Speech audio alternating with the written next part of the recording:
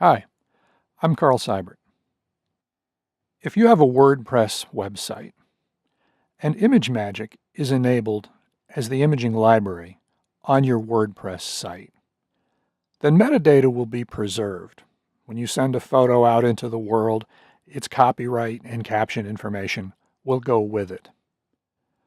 But what if ImageMagick is not available to you?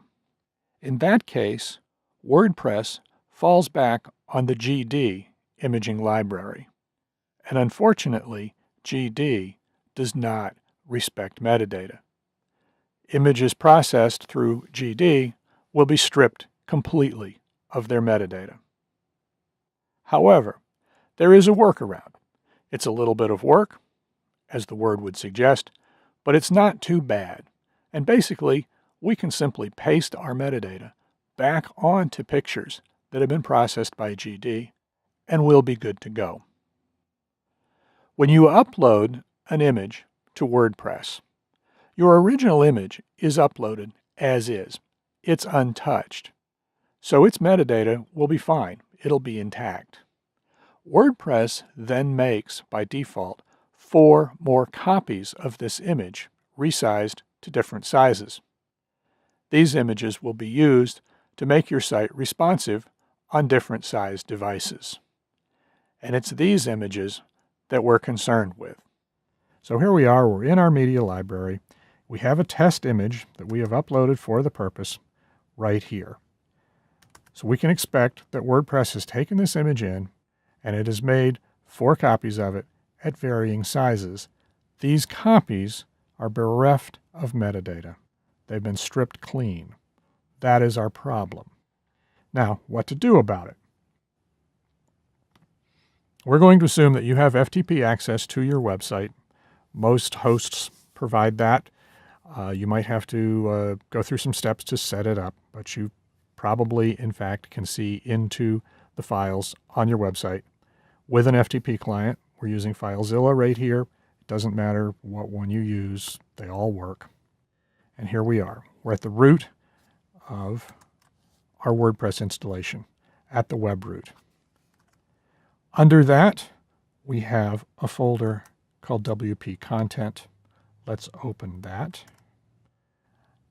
Up in there, we have an Uploads folder.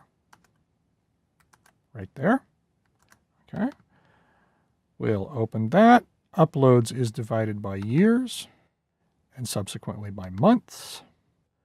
We open it up, and here are our uploaded images. Now, here's the actual image that we just uploaded, and here are the 4 copies of it. This is not just an intake folder.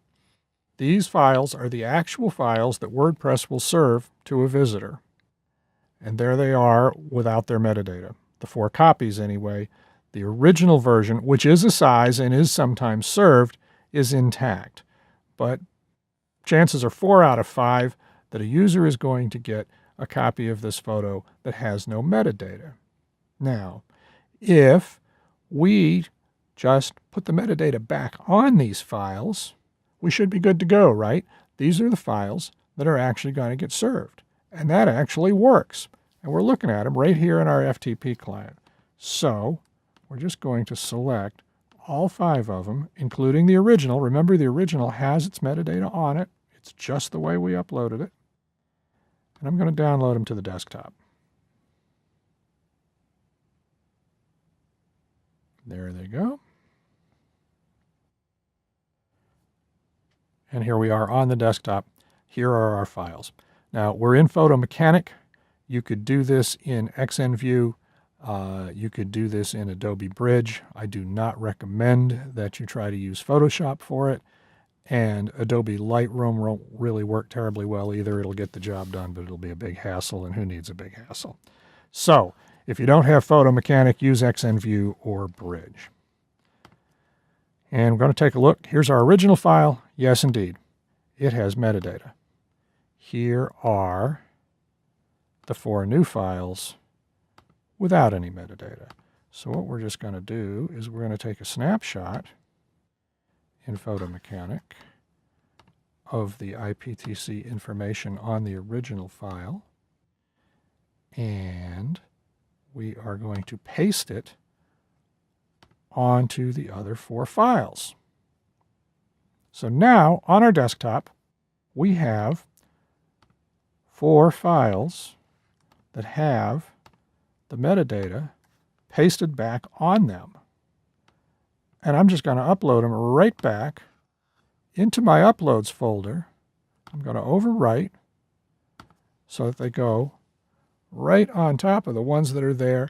And we have just replaced the 4 stripped out metadata-less versions of those files on our server with 4 new ones that have their metadata. So now, if I use this file on a page, and we can look here, and you can see that I've chosen the medium size 500 pixel version of the file. We're not going to accidentally be using the full-size original that never lost its metadata.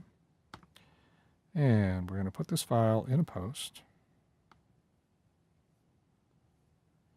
And here it is. Now, you could have put it in a post earlier, and you could go back and put the metadata back on the files, and when it gets served again, it's still going to work. The metadata will still be there. And we will notice that when we originally put the photo into WordPress, WordPress took the metadata, or took the caption out of the metadata from the original file, wrote it into the database, and when we put it on our post, our theme formatted that caption and popped it right there onto the post, ready to go. Now, your photo will have a caption when you place it in WordPress, regardless of whether you're placing a version that has one on the media file or not, because the caption, once the file is ingested into WordPress, is in WordPress's database. So here is this photo. It's on a post. We will preview that post. There's our file in a 500 pixel wide version. And we'll download it. I'm going to call it download. And it'll go straight to our desktop. And there it is. And lo and behold, it has its caption. So we're good. So if that's your photo, you're protecting your copyright. It's out there. Anybody who finds it on the web is going to know what's in the photo, who made the photo, who the photo belongs to, and how they can go about getting a full-res version of the photo. If the photo is a Creative Commons photo that's meant to be shared and shared again, it requires and deserves a proper credit. And how better to make sure that that happens than to make sure that the photographer's name is right there on the file. So we're good to go. Again, I'm Carl Seibert. Thanks for watching. Please post in the comments below. And until next time, mind your metadata. Thank you.